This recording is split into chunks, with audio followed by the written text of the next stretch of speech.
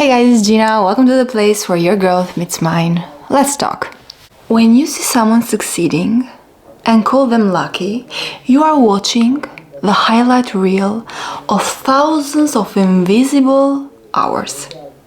You are seeing the moment the seed breaks through the soil, but you're not seeing the months it spent in the dark. Seneca said it almost 2000 years ago, and it has never stopped being true. Luck is what happens when preparation meets opportunity. And that's not poetry, that's a formula. Here is what actually creates luck. Hard work puts you more into many rooms. The more rooms you're in, the more doors you will find. And most people are just waiting to feel ready before they enter the room. Lucky people have walked in nervous and figured it out anyway. Positive attitude makes you magnetic. Opportunities travel through people. Nobody passes a great opportunity to someone who radiates doubt, bitterness, or defeat. People give their best leads, referrals, and connections to the person who makes them feel something is possible. The most dangerous lie that you can tell to yourself is that someone else's success was handed to them.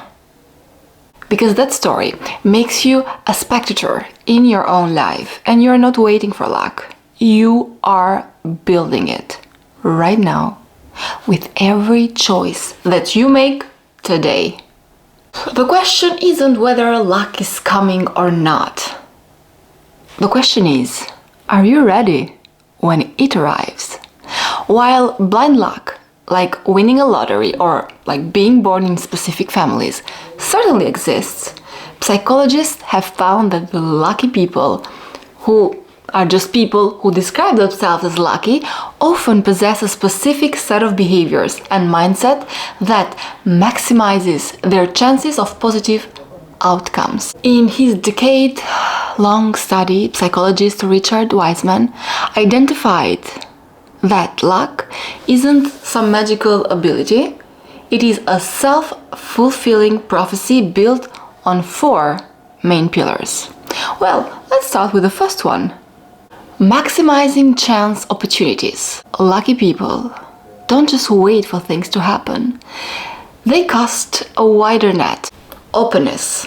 They are more relaxed and open to new experiences, which makes them better at spotting like hidden opportunities, like a flyer on a wall, or networking. They build and maintain a large luck network.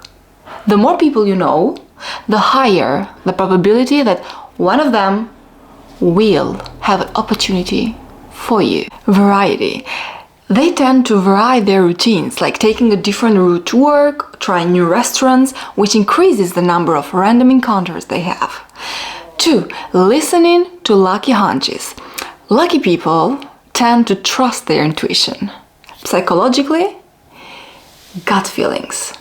Gut feelings are the brain's way of processing subtle patterns that the conscious mind hasn't yet recognized. Lucky individuals often meditate, they take time, or they have some quiet reflections, which helps them to hear their intuition.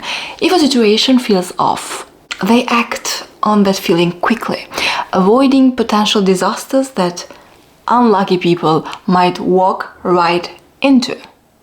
And 3, expecting good fortune. A person's expectations heavily influence their behavior. Persistence. If you expect to succeed, you are more likely to keep trying after a failure. So an unlucky person might view one setback as proof that the world is against them and quit. And there is what I'm going to talk about now, which is the social magnetism. People who expect positive interactions tend to be more outgoing and friendly, which in turn makes others want to help them or share opportunities with them. And 4, turning bad luck into good. The biggest difference between lucky and unlucky people is how they handle misfortune. Counterfactual thinking. When something bad happens, lucky people think about how it could have been worse. For example, I broke my leg, but at least I didn't break my neck. And this keeps them in a positive state of mind. Long-term perspective. They are convinced that even a setback will eventually work out for the best. From a statistical standpoint, what we call luck is a mix of randomness and opportunity. Pure randomness. This is the birth lottery, like the things that you cannot control, like your DNA, your parents, or the era that you are born in. And there is the probability. This suggests that life is a series of dice rolls. As discussed earlier, lucky people are those who roll the dice more often by being social, taking risks, and staying observant. Many people find a middle ground between the two. You might call it co-creation. Destiny provides the deck of cards you are dealt, your starting point, and certain fated encounters. But luck is how you play the hand. If you believe strictly in destiny, you might become passive, waiting for the universe to deliver your life to you.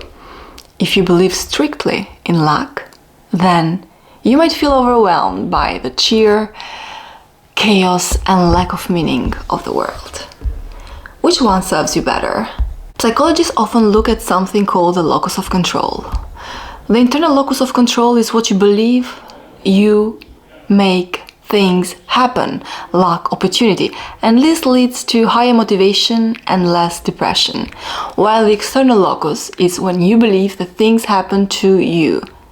This can provide comfort during tragedy, but can lead to a feeling of helplessness if overused. The most effective mindset is usually a blend. Treat your opportunities as if they are luck. Work hard to catch them, but treat your setbacks as if they are destiny. Find the meaning in them so you can move forward without bitterness. The question isn't whether luck is coming. The question is, are you ready when it arrives? Hey guys, it's Gina. Welcome to the place where your growth meets mine. I'll see you next time.